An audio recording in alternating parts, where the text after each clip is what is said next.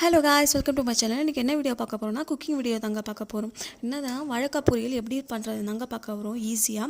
First பார்த்திங்கன்னா நான் அதை மேரினேட் பண்ணி வச்சுருந்துட்டேன். மேரினேட்க்கு என்னென்ன மசாலா போட்டேன்னா மஞ்சத்தூள், உப்பு, மிளகாத்தூள், மல்லித்தூள், உங்கள்கிட்ட சாம்பார் பவுடர் இருந்தாலுமே ஆட் பண்ணிக்கலாம்.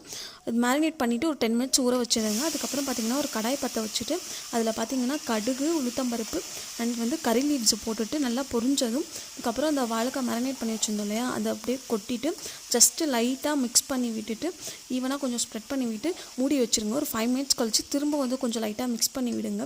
பார்த்திங்கன்னா நல்லா அந்த மசாலா அப்படியே நல்லா ஊட்டிட்டு சூப்பராக இருக்குங்க.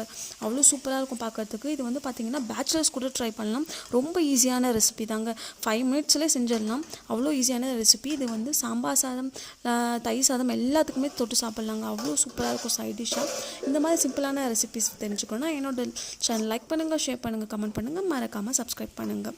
Stay tune with me guys.